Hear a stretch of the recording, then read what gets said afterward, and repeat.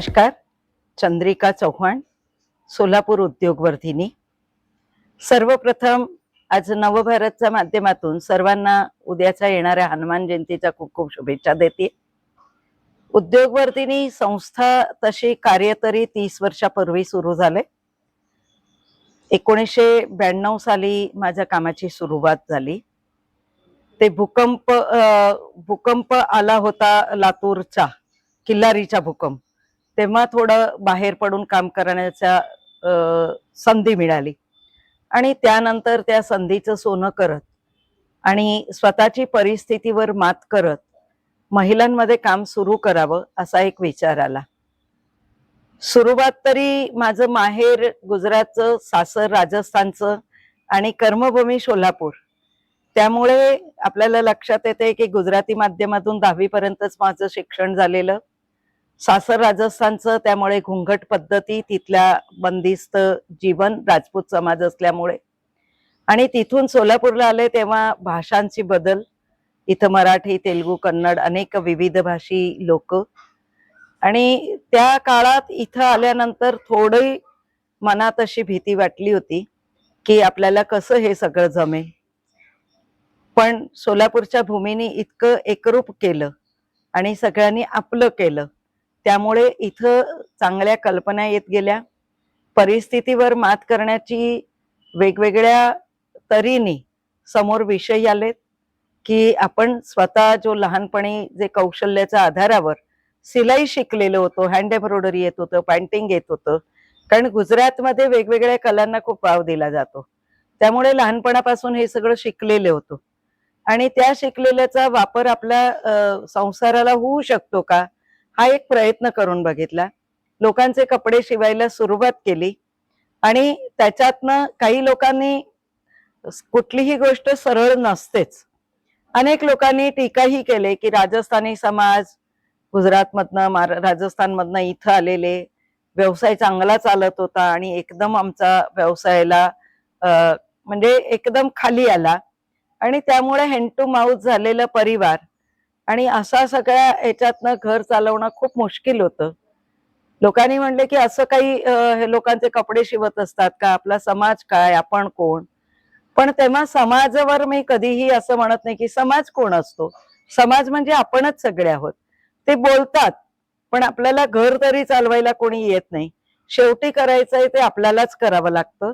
समाजाची निंदा करण्यापेक्षा त्याच्याकडे थोडं त्या वेळेला दुर्लक्ष केले, त्यांच्या बोलण्याकडे, आणि मला काय येतं आणि माझ्या घरात रोजची पोळी भाजी कशी सुरू होऊ शकते हा विचार त्यावेळी केला. आणि सिलाई क्लास सुरू केला, लोकांचा कपडे शिवले, नंतर क्लास सुरू केला, मग वस्त्यांमध्ये सुरू झालं.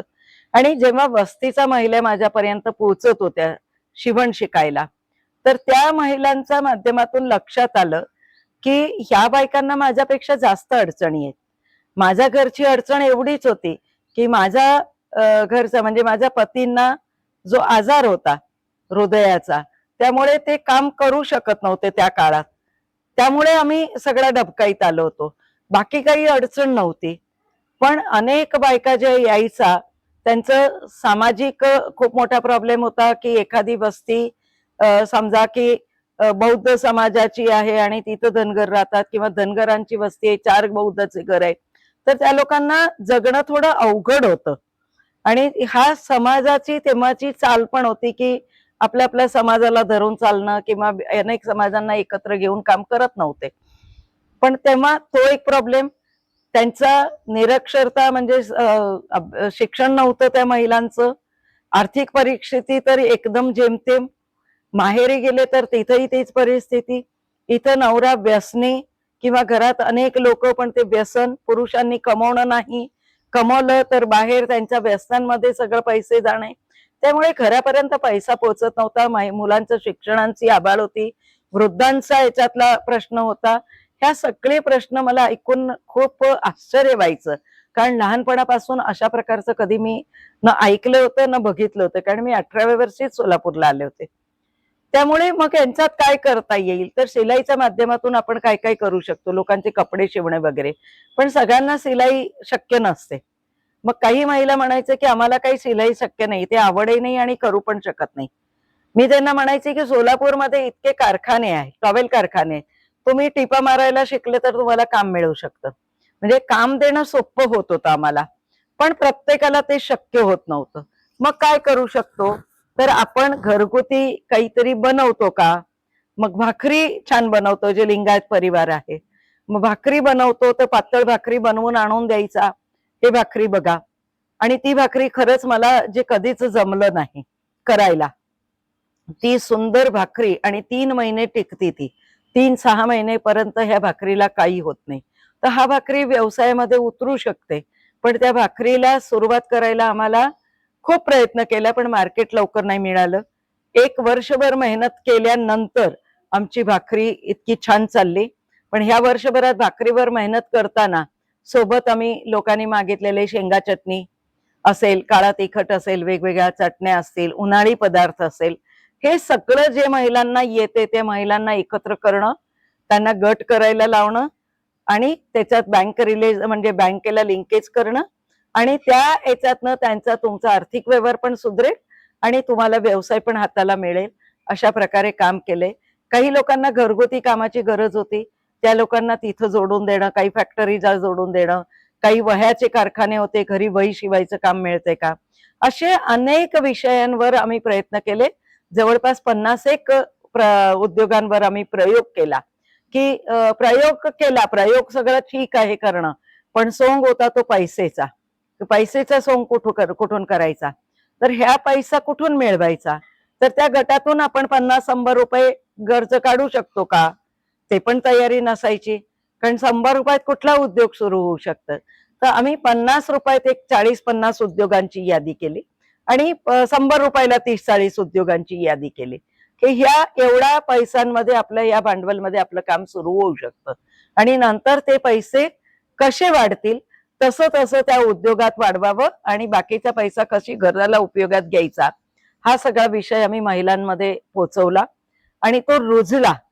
हळूहळू घरगुती काम करायला जाणाऱ्या ज्या महिला होत्या, की धुणं भांडी करणाऱ्या महिला, त्यांच्या अंगवळणी पडले होते की रोज 5-6 घरी काम करणं, जाऊन धुणं भांडी करणं, याचं घर त्याचं घर ते कर, इकडं घर करत 5-6 घर एका बाईनी करावं, घरची कामं करावी आणि संध्याकाळच्या वेळेला घरी आल्यानंतर खरंच या बायका इतक्या दमून जायचा, पण घरचं काम करणं, नवऱ्याचा मार खाणं आणि तरी उपाशी पोटी झोपणं, तर हे मला काही बघवत नव्हतं. आम्ही घरगुती काम करणाऱ्या महिलांना पण प्रशिक्षण दिलं, की तुम्ही सुपिरियर काम करा, भांडी कशी घासायची, ती पालथी कशी करायची, पुसून कशी ठेवायची, कट्टा कसा आवरायचा, फ्रीज कसं लावायचं, या सगळ्या गोष्टी जर तुम्ही शिकल्या तर तुम्हाला, तुम्ही काम करता त्या ठिकाणी 2 रुपये जास्त मिळतील. आणि तसा ट्रेनिंग नंतर आमच्या बायकांच्या हाताला, मग आम्ही त्या मालकीनबाईंशी बोललो, की आता तुमच्या घरात येणाऱ्या ताई कशा प्रकारचं काम करते, काही कामाचा फरक पडलाय का, तर निश्चित फरक पडला होता. मग तुम्ही त्याला पैसे वाढवून द्या, नाहीतर आम्ही तिला दुसरीकडे काम शोधतो, असं म्हणल्यानंतर त्या लोकांनी त्याचे पैसे वाढवले, म्हणजे त्याची मजुरी जी होती ती वाढली.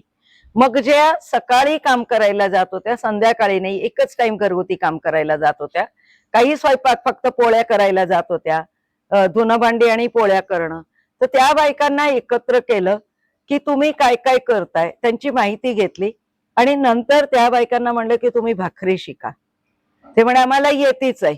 येते तर फक्त मापात आणि प्रमाणात कशी करता येईल, त्याचं किती छान आपल्याला टिकवता येईल, त्याच्यात कसं आपल्याला त्याची साईज आणि हे सगळं निश्चित करता येईल, तर तुम्ही तशा भाकरीचा याच्यातही उतरा. म्हणजे सकाळी तुम्ही धुणं भांडी करून आला, दुपारी तुम्ही भाकरी केले तर तुमच्या याच्यात तुम्हाला पैशांची वाढ होईल. आणि त्याच्यात 2 प्रकारे आम्ही काम केलं, की ज्या महिलांना घरी संधी नाहीये, घरी त्या म्हणायचं की नाही आम्ही केलं तर आमच्या घरात करू देणार नाही, नवरा ते सगळं विकून येईल आणि पैसा तोच घेईल, घरातल्या सासूंचा काही त्रास असेल, अनेक प्रॉब्लेम होते, गॅस नव्हते, काही अनेक गोष्टी होत्या. त्या महिलांना आम्ही म्हणलं की तुम्ही आमचं स्वयंपाकाचं सकाळी रोटरीचे 100 डब्बे आम्ही आजी आजोबांना डब्बे बनवण्याचं काम करतो 2008 पासून, ते अजूनपर्यंत आमच्याकडेच आहे, की रोज सकाळी 100 वृद्धांना पोळी भाजी आमटी भात ते बनवून देणं आणि रोटरीच्या माध्यमातून 100 वृद्धांना निशुल्क भोजन पोहोचवलं जातं. तर ह्या आमचं स्वयंपाक झाल्यानंतर आमचं किचन रिकामं असायचं. मग तुम्ही तिथं या, इथं भाकरी बनवा आणि आपण विकू. पण त्याच्यात आम्ही त्यांना द्यायचो तेव्हा 70 पैसे 50 पैसे मध्ये एक भाकरी. 50 पैशाला सगळं साहित्य आमचं, एक 50 पैसे एका भाकरी मागे आम्ही द्यायचं. त्यांना ते पैसे कमी वाटायचं. आम्ही त्यांना गणित शिकवलंय की घरी जर तुम्ही पीठ आणले आणि ह्या प्रकारची जर भाकरी बनवली तर तुम्हाला त्याच्यात 70-80 पैसे मिळू शकतात, तुम्ही जास्तही करू शकतात. तर उद्योग करणं चांगलंय का मजुरी करणं चांगलंय, हे दोन्हीचा फरक जेव्हा समजला तेव्हा ते घरी भाकरी बनवायला लागले आणि आम्हाला द्यायला लागले. आम्ही काही धाबे त्यांना जोडून दिलं, काही दुकान जोडून दिल्या आणि हळूहळू ही भाकरी घरोघरी व्हायला लागली. पहिल्या सोलापुराची जी परंपरा होती की फक्त धाब्यावर भाकरी मिळायचा, त्या भाकऱ्या आता दुकानोदुकानी विकायला लागले. ह्याच्यात उद्योगवर्धिनीचा खूप मोठा वाटा आहे, कारण आमच्या बायका त्या दुकानोदुकानी द्यायला लागल्या, धाब्यावर पण देतात. की जे धाब्यावर जाऊन महिला काम करत होत्या त्या धाब्यावाल्यांना पण आम्ही काही लोकांना भेटलो आणि सांगितलं की तुम्ही धाब्यावर जेव्हा काम करून घेताय, रात्री उशिरा महिला घरी जातायत, तर त्याच्यापेक्षा तुम्ही त्यांच्या केलेल्या भाकरी घ्या.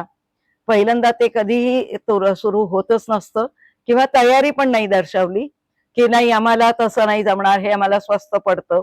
मग आम्ही त्यांच्या ह्याच्यात म्हणले की महिलांचा सुरक्षाचा विषय काय, तुमच्याकडे महिलांसाठी वेगळं टॉयलेट बाथरूम आहे का, त्याच्यासाठी थोडी बसण्याची जागा आहे का, त्या महिला सुरक्षित राहील याच्यासाठी तुम्ही काही तरतूद आहे का. तर ती तरतूद नव्हती. त्यामुळे तो पॉइंट आम्ही पकडला आणि काही धाबेवाले आमचं ऐकलं आणि त्या बायकांना घरी काम देऊन काम सुरू झालं. मग एकाला एक वाढत आपण अनेक ठिकाणी अशा अनेक किराणा दुकान झाल्या, अनेक ठिकाणी वस्त्यांमध्ये आमचे सिलाई क्लास सुरू झाले. असं करत करत उद्योगवर्धिनी 2004 ला रजिस्ट्रेशन झालंय. उद्योगवर्धिनीचं जो नाव दिलंय तो 97 साली नानाजी देशमुखांनी दिलं. त्यांना भारतरत्न पुरस्कार पण मिळालेला आहे, भारतरत्न मिळालेला आहे. ते नानाजी देशमुख यांनी मला हे नाव दिलंय की सोलापूरला तू काम सुरू कर, त्याला नाव उद्योगवर्धिनी दे. आणि त्यांनी अनेक मार्गदर्शन सूचना या कामात राष्ट्रीय स्वयंसेवक संघाचे अनेक लोक, डॉक्टर काका कुकडे असतील, थोरातजी असतील, तात्या जोगळेकर असतील, सुहासरावजी हिरेमठ असतील, विजयराव पुराणिक असतील, अण्णा असतील, म्हणजे अनेक प्रचारक आणि अनेक मोठे स्वयंसेवक या लोकांनी मार्गदर्शन केलं. आणि त्या मार्गदर्शनाच्या प्रमाणे आम्ही संस्था रजिस्ट्रेशन ते रामभाऊ मार्गीच्या माध्यमातून आम्ही रजिस्ट्रेशनचं शिकलो आणि ते केलं. मग ऑडिट करायला लागलो आणि हळूहळू संस्थेचा व्याप वाढत गेला. संस्था आता टेलरिंग आणि केटरिंग या 2 विषय घेऊन, हे मुख्य विषय आहे, माध्यम आमचा महिला आहे आणि या 2 गोष्टीला घेऊन आम्ही काम करतो.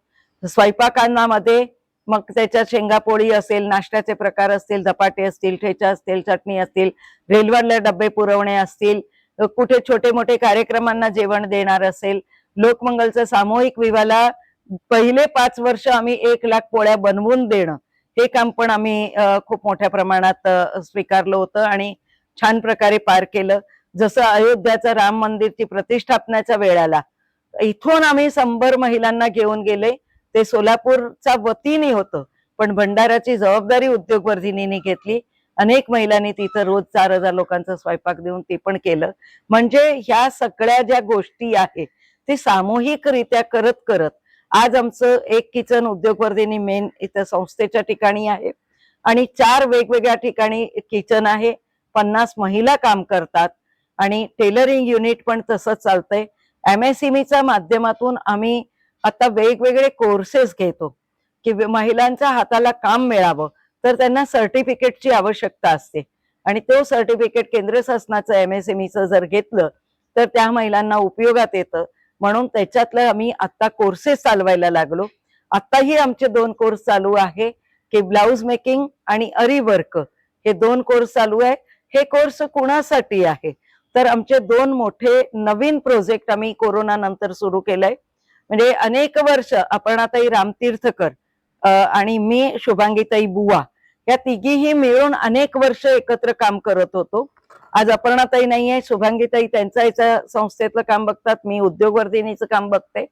पण एकत्र अनेक वस्त्यांमध्ये जाणं, त्या महिलांना काय अडचणी आहे त्याच्यातनं त्यांना बाहेर काढणं, त्यांच्या हाताला काम देणं, त्यांच्या मुलांचं शिक्षणाचं बघणं, वृद्धांचं काही असेल तर ते बघणं. त्यामुळे काही वृद्धांचा वृद्ध सेवासाठी पण काम आमचं सुरू झालं की काही वृद्धांचा याच्यात कोणी नाहीये, त्याची अंतिम क्रिया करायची असेल तरी उद्योगवर्धिनींनी केली. काही वृद्ध महिलांना राहण्याची दृष्टीच्या माध्यमातून त्यांच्या बरोबर आम्ही MOU केला आणि त्याच्या माध्यमातून थोडा छोटासा वृद्धाश्रम निशुल्क तो पण सुरू केला. असे अनेक एकाला एक पैलू सुरू झालं. पण सगळ्यात महत्वाचं वाटत होतं तो समुपदेशन केंद्र. हा समुपदेशन केंद्र मधनं अनेक महिलांच्या याच्यातलं घरगुती छोटे छोटे भांडण होतात, पोलिसांपर्यंत जाणं होत नाही किंवा गेले तर ते संसार मोडतं, तर ते आपल्यापर्यंत येत आहेत. दोन्ही पक्षांना म्हणजे जे काही भांडण असेल दोघी पक्षांना इथं एकत्र बसवतो समोपचारांनी करून आजपर्यंत जवळपास 700-800 मुलींचं आपण परत संसाराला परत नांदायला पाठवलं. हा पण एक उद्योगवर्धिनीचा यश आहे. आणि आता जे आम्ही करतोय त्याच्यात 2 सेवा पाथे आणि शांत संध्या, हे नावच वेगळं आहे. सेवा पाथे म्हणजे सेवाच्या मार्गावर चालणाऱ्या महिला. समाजातल्या अनेक लोकांना असं होतं की आम्हाला तुमच्या बरोबर काम करायचंय, सेवा करायची, ते आर्थिक साठी नाही करायची, त्यांना काहीतरी करायचंय आणि काय करायचंय तर आम्हाला थोडा वेळ द्यायचाय, तर ह्या वेळेचा काय उपयोग करता येईल, तर आम्ही त्याच्यासाठी सेवा पाथे उपक्रम सुरू केला. सेवा पाथे उपक्रम म्हणजे ज्या वस्तीमध्ये राहणाऱ्या मुली ज्या शाळेत जातात त्या शाळा आम्ही 5 शाळा दत्तक घेतल्या. दत्तक घेतल्या म्हणजे की त्या शाळाबरोबर आम्ही काम सुरू केलंय की आम्ही वस्तीत जाऊन हे सगळं काम नाही करू शकणार, आमचा वेळ त्यांचा वेळ काही सूट होत नव्हता. त्याच्यापेक्षा आम्ही शाळांना कॉन्टॅक्ट केला की आम्हाला तुम्ही आठवड्याचे 2 तास द्या आणि त्या 2 तासात आमच्या ज्या महिला सगळ्या सेवाव्रती आहेत ते तिथं जातील आणि ह्या 2 तासात या मुलींना 6वी 7वी 8वीच्या मुली आता आम्ही हे घेतलेलं आहे आणि त्या मुलींना आम्ही शिस्त, संस्कार आणि कौशल्य आणि स्वावलंबन या 4 गोष्टींवर विचार केलाय. कारण हल्ली आपण जर बघितलं तर घरातले संवाद कमी झालेला आहे. आई बाबांना मुलांशी बोलायला वेळही नाहीये आणि बोलले तर मुलं ऐकून पण घेत नाहीये. तर अशा परिस्थितीत जे अघटित घटना घडतात की कमी वयात मुलींना अफेअर होणं, ते पळून जाणं, धर्मांतर होणं किंवा गाव सोडून जाणं किंवा जीव सोडून देणं, ह्या अनेक घटना समोर येत होत्या समुपदेशनच्या माध्यमातून. त्याला पर्याय होतो की त्यांना दिशा देणं, काही करू नका त्याच्यापेक्षा काय करावं, आपली रेष एक मोठी करणं, हेच एक उद्दिष्ट ठेवून त्या मुलींना आम्ही शिकवायला सुरुवात केले. आता 780 मुलींमध्ये आम्ही हे 5 शाळांमधनं काम करतो. त्याच्यातल्या मूकबधीर मुली पण आहे की ज्या मुलींना वाचा नाहीये किंवा बोलता येत नाही आणि ऐकता पण नाहीयेत, अशा मुलींना त्यांची सायनिंग भाषामध्ये आम्ही आता कौशल्य शिकवतो, हँडवर्क शिकवतो आणि त्याचा इतकं छान फायदा होतोय की त्या मुली आता जे काम शिकतायत त्या कामाची आम्हाला दोहड आम्ही बनवली वर्क मधली आणि 7 दोहडची आम्हाला ऑर्डर मिळाली अमेरिकेची. त्यामुळे ह्या मुली जे काम करतील, जसं आमच्या भाकरी बाहेर जातात, आमच्या दिवाळी फराळ आम्ही जे मोठ्या प्रमाणात करतो ते बाहेर जातं, कोरडाई पापड आमच्या बाहेर जातात, चटणी बाहेर जाते, तसं आता आमचं बॅग्स आणि विणकामचं काम पण बाहेर विदेशात जायला लागलं. हा पण एक उद्योगवर्धिनीचा खूप मोठा यश आहे. आणि त्या सेवा पाथेच्या ह्याच्यातनं अनेक मुलींमधले जे प्रश्न आहेत, बोलताय जेव्हा करतो तेव्हा छोटे छोटे प्रश्न असतात, घरातल्या आजूबाजूतल्या मुलांचे काही त्रास होत असतील, घरच्या लोकांचा काही त्रास असतील, आईला त्रास आहे किंवा काही ज्या अडचण आहे ते आमच्याशी बोलतात आणि त्या अडचण सोडवण्यात आमची मदत होती. आणि त्याच मुलींच्या पालकांमध्ये आता आम्ही हे सगळे कोर्सेस चालवतो जेणेकरून त्यांच्या आयाच्या हाताला पण काम मिळतील. दुसऱ्या आपण किती महिलांना स्वतःच्या पायावर उभं केलेलं आहे आजपर्यंत असं आकडा याच्यात बघितलं तर 20,000 पैकी 21,000 महिलां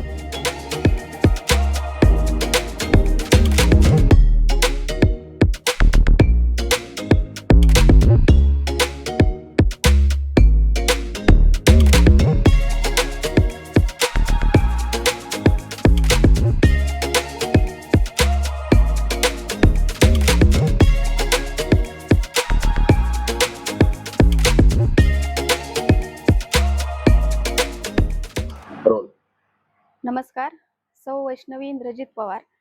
2009 सालापासून मी उद्योगवर्धिनीशी जोडले.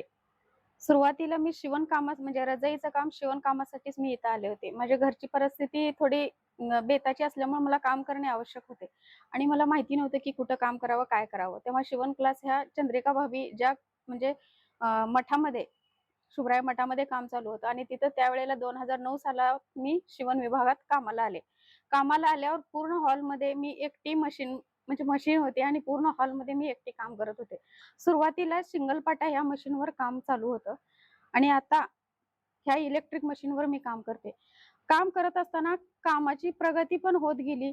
शिवण क्लास शिकायला आले होते. शिकता शिकता मोठ्या प्रमाणात आमचं की वाढलं काम. महिला वाढल्या, कामालाही वाढल्या, क्लासलाही वाढल्या आणि आज आता इथं शिवणामध्ये bag, dress, blouse, fall picot अशा अनेक अनेक गोष्टी शिवल्या जातात. रजईचं काम आहे, गोधडीचं काम आहे. अशा ह्या शिवणामार्फत म्हणजे सुरुवातीला आम्ही साधी पिशवी शिवत होतो. पण आता आमचं की परदेशामध्ये आमचं शिवण जाते. गोधडीचं असेल, बॅगांचं असेल, तोरणं असतील, अशा अनेक प्रकारचं आम्ही शिवण शिवतो. आणि आता आपल्या कसं उद्योगवर्गणीचं कामच असं आहे, की बाबा त्यांच्या स्वतःच्या पायावर महिलांना उभं करावं. आणि आज मला 18 ते 19 वर्ष होत आली आणि ह्या कामामुळं म्हणजे काम करत असताना मला माझं घरही भागलं. त्या कामातून मला काम करण्याची संधी पण दिली आणि एवढी वर्ष मी टिकली इथं कामाला. आणि ह्याच्यातूनच माझी मुलं लहान-लहान असताना मी कामाला आले होते. आज माझ्या मुलीचं लग्न होऊन पार्लर स्वतःचं चालू आहे तिचं. मुलगा पण शिकायला लागला. 12वी झालेली आहे त्याची. अशा ह्याच्यात म्हणजे एक सांस्कृतिक वातावरण, कामाचा म्हणजे आर्थिक परिस्थिती पण सुधारली. मानसिकता बळकट आपली नसते. एकत्र कुटुंब फॅमिली असल्यामुळं. ती मानसिकता मला इथं उद्योगवर्धिनी संस्थेत आल्यामुळं वेळोवेळी म्हणजे भाभींचं मला मार्गदर्शन लाभत आलं, की मी खरंच की म्हणजे मी साधी पिशवी शिवायला आली होती इथं सुरुवातीला. आणि आज इतक्या मोठ्या प्रमाणात काम बघून मलाही आनंद होतो आणि सगळ्यांच्या हाताला काम मिळतं. आज आमचे वेगवेगळ्या ठिकाणी क्लास चालू असते. आज हे उद्योगवर्धिनीचा भाग म्हणजे अनेक महिलांना नवीन शिकून त्यांच्या हाताला काम मिळते आणि 4 पैसे घरात येतील. 4 पैसे घरात आले की नक्कीच आपलं कुटुंब सुखी होईल किंवा होतच आहे. हे माझा स्वतःचा अनुभव आहे. आणि खरंच की बाबा प्रत्येक गोष्ट पैशाने होण्यापेक्षा मानसिकतेने पण आमच्या खूप चांगल्या गोष्टी घडत गेल्या आणि वेळोवेळी आम्हाला त्या ह्याच्याने आम्हाला संस्थेने मार्गदर्शन तर केलं, पण आर्थिक मदत ही त्यांनी आम्हाला केल्यामुळं आम्ही आजही टिकून आहे आणि काम तर आमचं खूप सुंदर प्रकारे चालू असतं इथं. इथे क्लास तर चालतातच आमच्या उद्योगवर्धिनी संस्थेत पण क्लास आणि बाहेर पण क्लास चालतात. याच्या व्यतिरिक्त बाहेरचं शिवण आम्ही bag, dress, blouse, fall picot, गोधडी, रजई, तोरण, खणाचे पॅटर्न सगळे जे ट्रेडिशनल आहे तेही करतो आणि म्हणजे बाहेर परदेशात पण आपली मागणी आहे. लग्न कार्य असेल तर त्या रिटर्न गिफ्टसाठी आपल्याकडनं वस्तू तयार करतात आणि आपल्याकडून सोलापूरमध्ये पण खूप घेऊन जातात लोकं म्हणजे कार्यक्रमासाठी. वाढदिवस असेल कुणाचा, पेन्सिल पाऊच असतील किंवा एखाद्या मोठ्यांचा वाढदिवस असेल. फाईलचंही मोठ्या प्रमाणात काम चालतं इथं. रजईचं काम असेल, म्हणजे अनेक प्रकारचं जे बाजारामध्ये, मार्केटमध्ये जे शोरूममध्ये वस्तू मिळतात, त्या खरंच आम्ही इथं की संस्थेमध्ये त्या शोरूमच्या वस्तू आम्ही इथं तयार करतो याचा पण आम्हाला आनंद आहे, की आम्हाला याची माहिती नसते, तरी पण आम्हाला की नवीन-नवीन महागड्या वस्तू त्यांनी पॅटर्न म्हणून आम्हाला इथं आणून देतात आणि त्याच्यानुसार त्या वस्तू आम्ही बनवण्याची आम्हाला संधी पण मिळते आणि तेवढा खर्च संस्था करते पण आमच्यावर, की बाबा ही वस्तू महागडी आहे, तुम्ही वेस्ट घालवताल. हा अविश्वास नाही त्यांचा आमच्यावरती. ह्या विश्वासाने आम्हालाही म्हणजे खंत राहत नाहीये, की खरंच खरं आज म्हणजे सोलापूरमध्ये मोठमोठे शोरूम आहेत. त्याच्याकडे ज्या वस्तू बनतात, त्याच वस्तू आमच्याकडे पण इथं बनतात किंवा आमच्या हातात खालून त्या जातात वस्तू. ह्याचाही आम्हाला खूप आनंद आहे. आणि अनेक महिला की खूप तयार करून त्या इथं क्लास करून त्या खूप खुशीने बाहेर पडतात. ह्याचा एक आम्हाला वेगळाच आनंद मिळतो. आणि आम्ही इथं तिघीजण पूर्ण वेळ काम येत नाही असं नाही. कोणतंही जर नवीन एखादी ऑर्डर आली असेल, तर लगेच ही करायचं आहे. तर कुणीच नाही म्हणणार, की आज मला हे येत नाही. हां, ठीक आहे तुमच्या हातात ते काम आहे ना, तर मी हे करते. असं प्रत्येक पॅटर्न प्रत्येकाला येतं. असं हे आहे.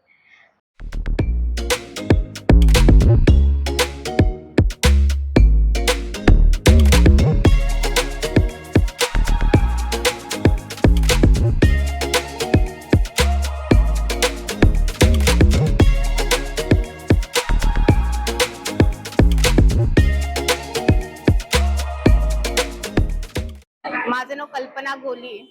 कल्पना गोपीनाथ गोली. मी उद्योगवर्धिनीमध्ये बॅग मेकिंगचा कोर्स केला होता. त्यावेळेस मी करताना मला इतकं उत्साह वाटायचं की तिथं शिकताना आनंद व्हायचा आणि आपण पण करू शकतो. कारण का मला सगळं आरीवर्क, शिवण क्लास हे मी घरात बसून काम करत होते, परंतु बाहेर जाऊन काम करण्याची ही इच्छा होती मनात, पण ते होत नव्हतं. पण तिथं गेल्यावर तिथल्या मॅडमनी, चंद्रिका चव्हाणनी आणि तिथले स्टाफनी, सगळे ताईंनी मला इतकं छान प्रोत्साहन दिलं की पुढे जाऊन तुम्ही खूप काही करू शकता आणि तुम्हाला हे चान्स भेटणार म्हणून तिने सांगितले. आणि अक्षरशः मला हे पहिल्यांदाच या MSCBI कडून मी इथं शिक्षिका म्हणून मी इथे काम करते.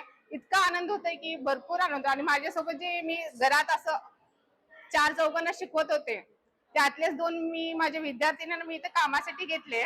तेही काम शिकवतात आणि माझ्यासोबत करतात काम. आणि सध्या तर आम्ही इथं 50 विद्यार्थिनींना, महिलांना शिकवतो. आणि ते इतकं छान काम करतात ना बसून.